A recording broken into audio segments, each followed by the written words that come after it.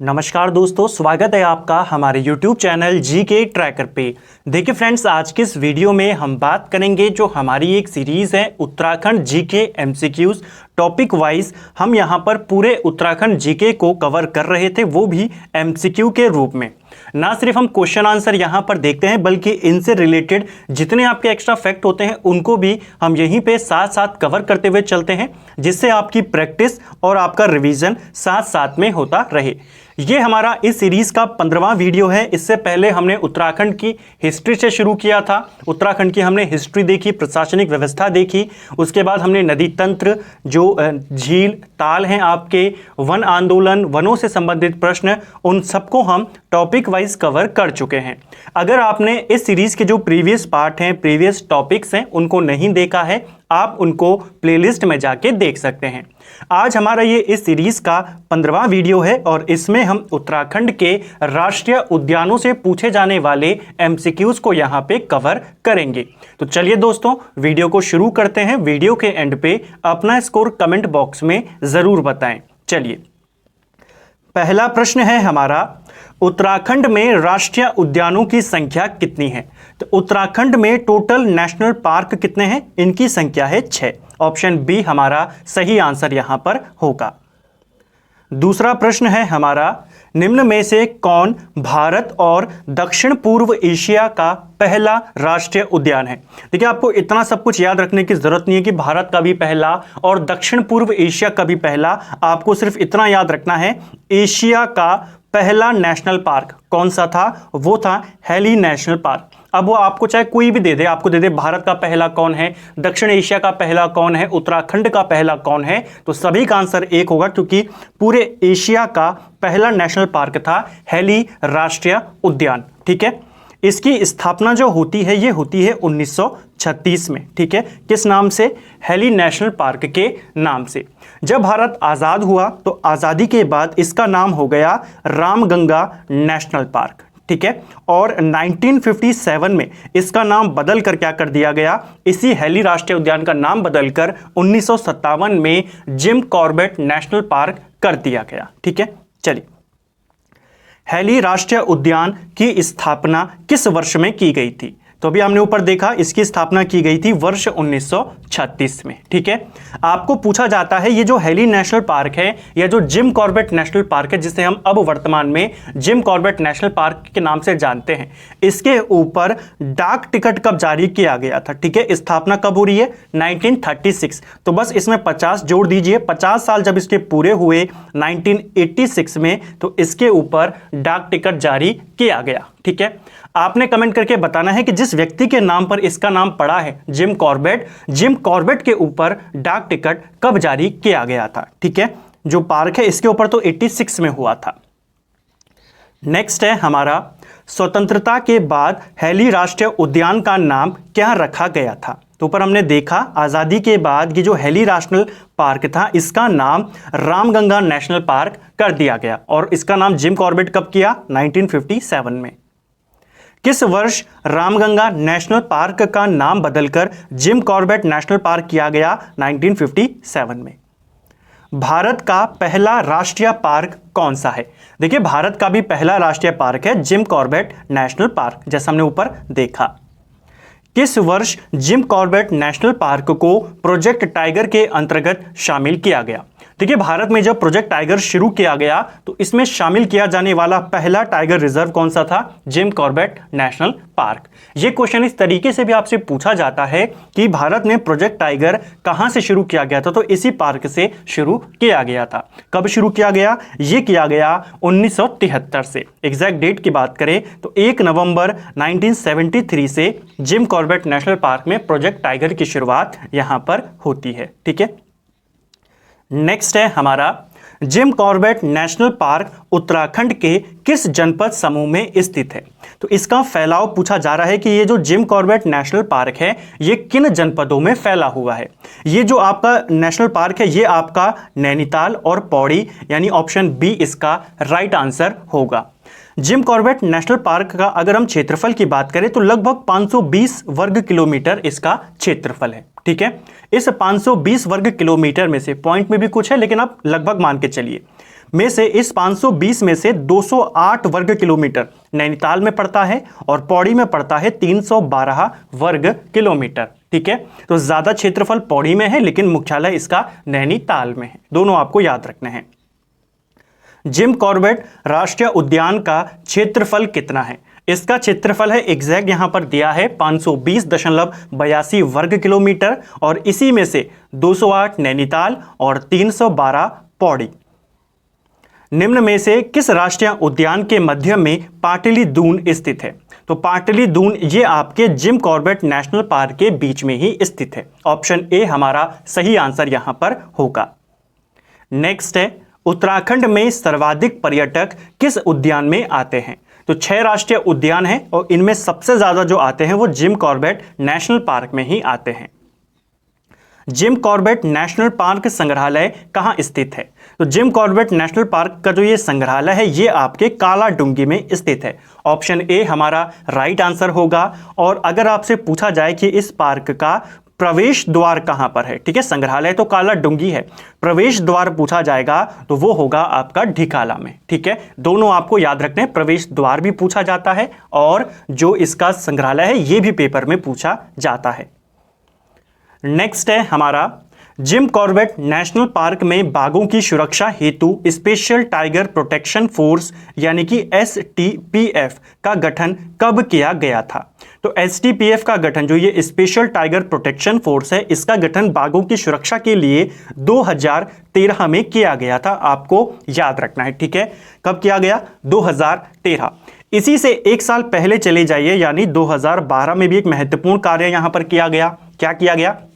2012 में ये जो नेशनल पार्क है जिम कॉर्बेट, इसके चारों ओर 500 मीटर तक के क्षेत्र को, यानी कि चारों ओर 500 मीटर का जो क्षेत्र था उसको साइलेंस जोन घोषित कर दिया गया। तो क्वेश्चन बन सकता है कि जो पार्क है जिम कॉर्बेट नेशनल पार्क, इसके चारों तरफ का जो 500 मीटर का क्षेत्र था इसे साइलेंस जोन कब घोषित किया? आप बताएंगे 2012। ठीक है, और इसमें जो ये स्पेशल टाइगर प्रोटेक्शन फोर्स बनाई, ये कब बनाई? आप बताएंगे 2013 में। ठीक है, नेक्स्ट है हमारा, तो देखिए जिम कॉर्बेट से आपके कितने सारे क्वेश्चन बनते हैं, हमने सभी प्रश्नों को यहां पर अतिरिक्त तथ्यों के साथ कवर किया।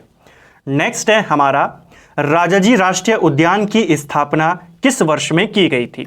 देखिए राजाजी नेशनल पार्क ये आपके 3 जनपदों में फैला है, हरिद्वार, देहरादून और पौड़ी। जिम कॉर्बेट 2 जनपदों में था, ये 3 जनपदों में है। इसकी स्थापना होती है 1983 में। ऑप्शन सी हमारा सही आंसर यहां पर होगा।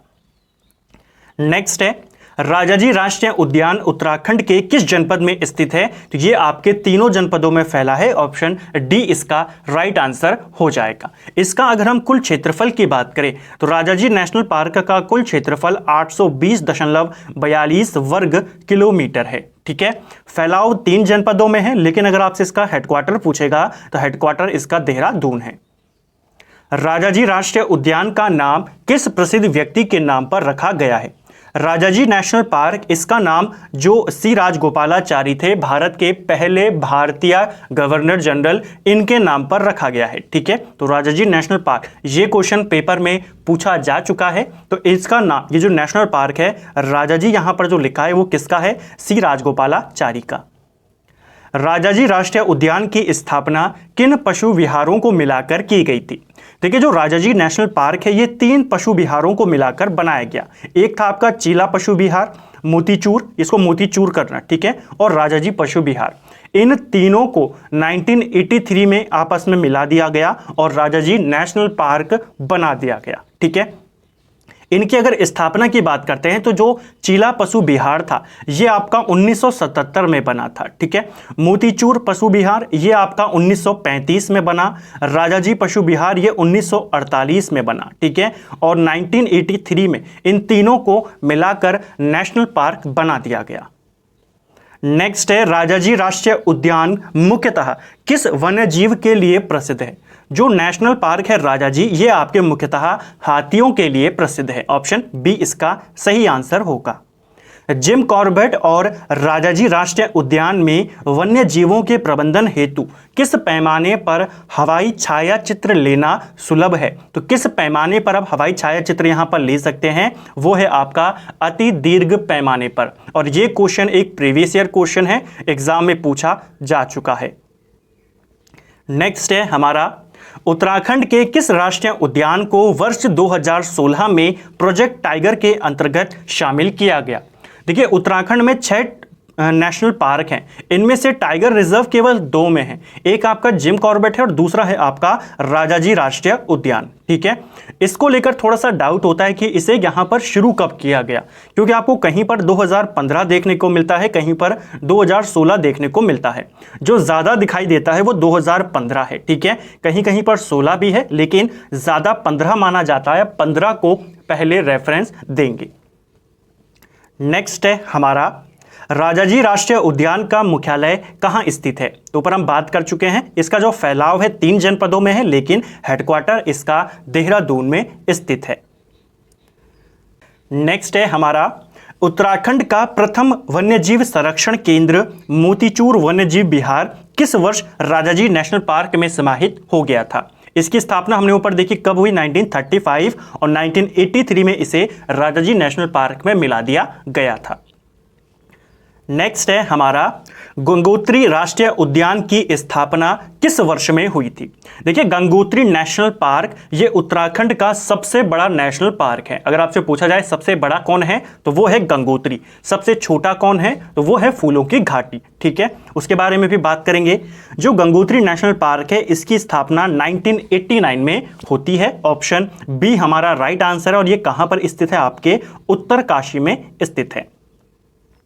क्षेत्रफल की दृष्टि से निम्न में से कौन उत्तराखंड का सबसे बड़ा राष्ट्रीय उद्यान है? तो उत्तराखंड का सबसे बड़ा नेशनल पार्क है आपका गंगोत्री नेशनल पार्क, जिसका क्षेत्रफल है 2390 वर्ग किलोमीटर। ठीक है, यह आपको याद रखना है, पूछा जाता है, नंबर भी आपको याद रखना है।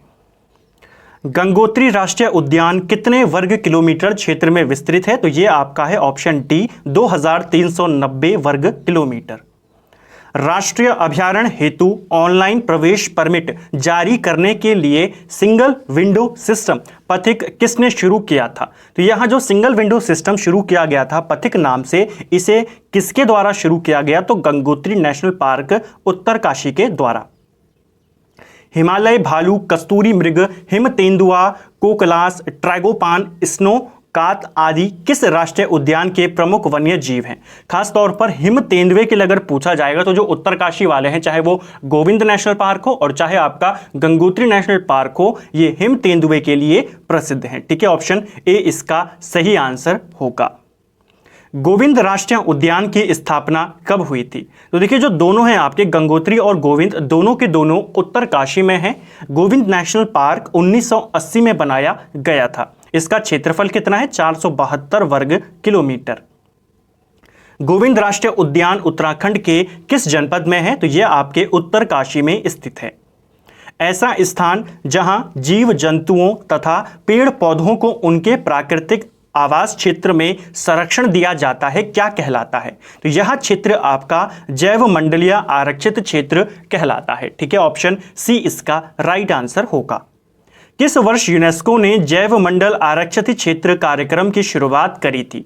तो यूनेस्को के द्वारा जो ये जैव मंडल आरक्षित क्षेत्र, यानी कि जिसे हम बायोस्फीयर रिजर्व कंजर्वेशन कहते हैं, इस कार्यक्रम की शुरुआत जो यूनेस्को है इसने 1971 में करी थी।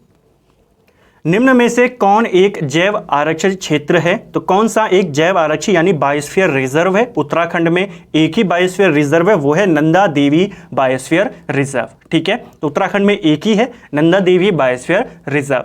ये आपके किन किन जनपदों में फैला है? तो इसका मैक्सिमम हिस्सा चमोली में पड़ता है। ठीक है, लेकिन ये आपके बागेश्वर और पिथौरागढ़, इन 3 जनपदों में इसका फैलाव है। देखिए, हम नंदा देवी राष्ट्रीय उद्यान की बात नहीं कर रहे, हम नंदा देवी जो बायोस्फीयर रिजर्व है उसकी बात कर रहे।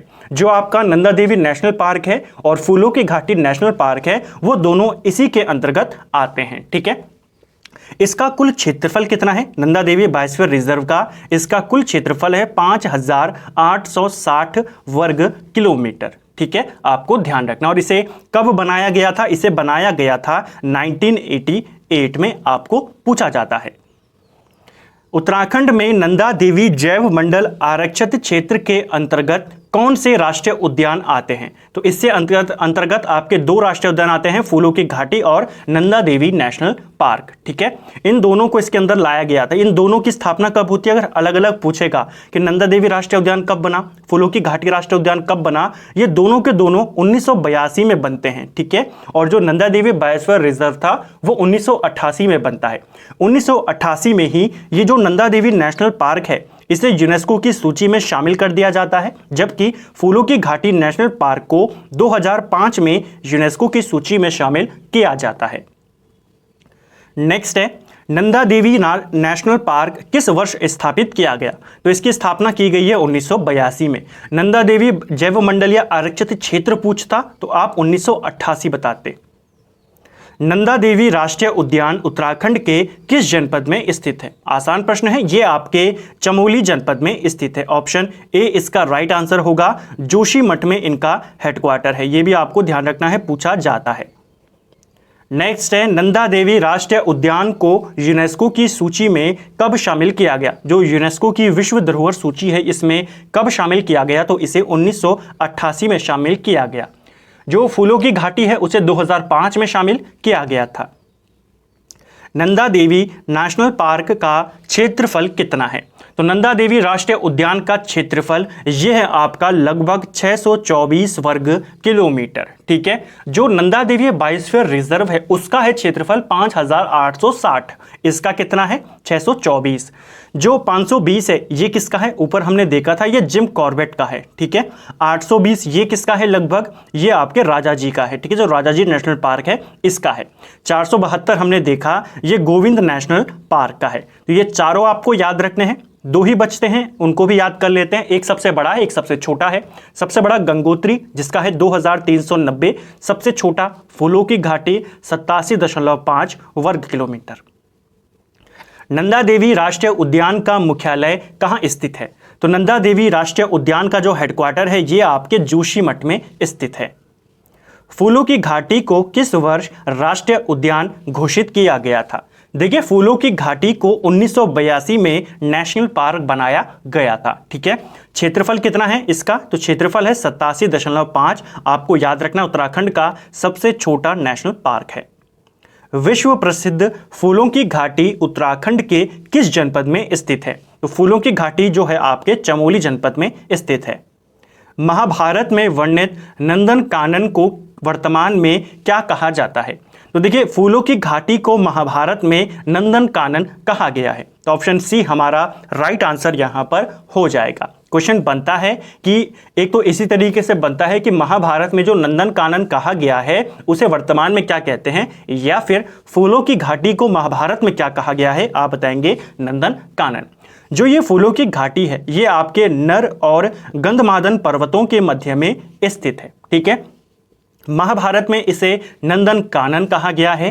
कालिदास की जो रचना है मेघदूत, इसमें फूलों की घाटी को अलका कहा गया है, ये भी आपको ध्यान रखना है। ठीक है, फूलों की घाटी की खोज किसने करी थी? क्वेश्चन बनता है तो फ्रैंक स्माइथ के द्वारा 1931 में इसकी खोज की गई थी। नेक्स्ट है, फूलों की घाटी की खोज ऊपर हमने देखा फ्रैंक स्मिथ या कहीं पर फ्रैंक स्माइथ है इसका नाम। ठीक है, तो ये आपको याद रखना है। 1931 में इसने खोज करी थी। फूलों की घाटी को स्कंद पुराण में क्या कहा गया है? तो स्कंद पुराण में भी इसको नंदन कानन के नाम से कहा गया है। ऑप्शन ए इसका राइट आंसर होगा। निम्न में से कौन एक फूलों की घाटी का अन्य नाम नहीं है? तो देखिए, फूलों की घाटी का नाम पुष्प सरोवर नहीं है, इसके अलावा बैकुंठ भी कहते हैं, पुष्पावली और भ्यूंडार पार्क, फ्रैंक स्माइथ घाटी, नंदन कानन, अलकापुरी, ये सब किसके नाम है? फूलों की घाटी के। फूलों की घाटी समुद्र तल से कितनी ऊंचाई पर स्थित है? तो फूलों की घाटी की समुद्र तल से ऊंचाई कितनी है? यह है लगभग 3600 मीटर। यूनेस्को द्वारा फूलों की घाटी को विश्व धरोहर कब घोषित किया गया? तो इसे घोषित किया गया था 2005 में, जैसा हमने ऊपर देखा। 14 जुलाई 2005 को फूलों की घाटी को यूनेस्को की सूची में शामिल किया गया। 87.5 किलोमीटर क्षेत्र में विस्तृत फूलों की घाटी नेशनल पार्क का हेडक्वार्टर कहाँ है? तो इसका हेडक्वार्टर और जो नंदा देवी नेशनल पार्क है दोनों का हेडक्वार्टर जोशीमठ में है। फूलों की घाटी में फूल खिलने का समय क्या होता है? तो देखिए फूलों की घाटी में जो फूल खिलने का समय होता है वो प्रॉपर जुलाई से सितंबर के मध्य में होता है, ठीक है। लेकिन यहाँ पर जो सबसे नज़दीकी ऑप्शन है वो है जुलाई से अक्टूबर, ठीक है। लेकिन अगर प्रॉपर की बात करें तो वो होता है जुलाई से सितंबर। सही युग्म का चयन करना है आपने कि इनमें से कौन सा युग्म सही है। पहला है गंगोत्री नेशनल पार्क, क्या आपके उत्तरकाशी में आता है? बिल्कुल सही है। Windsor wild life sanctuary Almora में है? बिल्कुल सही है, ठीक है। सोना नदी वाइल्ड लाइफ सेंचुरी क्या आपके रुद्रप्रयाग में आता है? नहीं, ये आपके पौड़ी में आता है, ठीक है। तो ये वाला तो गलत है, आपके केवल जो शुरुआत के दो हैं ऑप्शन ए और बी दोनों सही हैं। देखिए इस वीडियो में हमने केवल राष्ट्रीय उद्यानों से जुड़े हुए प्रश्नों को देखेंगे। जो नेक्स्ट वीडियो होगा उसमें हम जो उत्तराखंड के संरक्षण क्षेत्र हैं, जो उत्तराखंड के वाइल्ड लाइफ सेंचुरी हैं, उनके बारे में बात करेंगे। असत्य युग्म का चयन कीजिए। देखिए ऊपर हमें सही युग्म चुनना था, यहां पर हमें गलत युग्म चुनना है। क्या जिम कॉर्बेट पौड़ी में है? बिल्कुल है, तो ये तो सही है, आंसर नहीं होगा। फूलों की घाटी भी चमोली में है। नंदा देवी नेशनल पार्क उत्तरकाशी में नहीं है, ये आपके चमोली जनपद में स्थित है, ठीक है। तो ऑप्शन सी हमारा सही आंसर होगा। नेक्स्ट है और आज का अंतिम प्रश्न हमारा, राष्ट्रीय उद्यान और उनके क्षेत्रफलों में कौन सम्मिलित नहीं है? देखिए जिम कॉर्बेट का क्षेत्रफल कितना है? 520.82 है यहाँ पर, ठीक है। नंदा देवी का कितना है? 624 है, बिल्कुल सही है। Govind national park 472। फूलों की घाटी का जो है ये 83 वर्ग किलोमीटर नहीं है, ये 87.5 वर्ग किलोमीटर है। ऑप्शन डी इसका राइट आंसर यहाँ पर हो जाएगा। यहाँ पर ये युग्म सही सम्मिलित नहीं है। तो फ्रेंड्स ये था हमारा Uttarakhand GK MCQs, topic wise हम कवर कर रहे थे और इसमें हमने उत्तराखंड के राष्ट्रीय उद्यानों से पूछे जाने वाले प्रश्नों को कवर किया। उम्मीद करता हूं इन 51 क्वेश्चन में आपके सभी नेशनल पार्कों का अच्छे से रिवीजन हो गया होगा, अच्छे से प्रैक्टिस हो गई होगी, साथ में एक्स्ट्रा फैक्ट के साथ आपका रिवीजन यहां पर अच्छे से हो गया होगा। उम्मीद करता हूं आपको वीडियो पसंद आई होगी। अगर आपको ये वीडियो पसंद आई है तो वीडियो को लाइक करें। अगर आप चैनल पे नए हैं तो चैनल को सब्सक्राइब करें, अपने दोस्तों के साथ शेयर करें। वीडियो आपको कैसा लगा और आपका स्कोर कितना रहा कमेंट बॉक्स में ज़रूर बताएं। Thank you friends.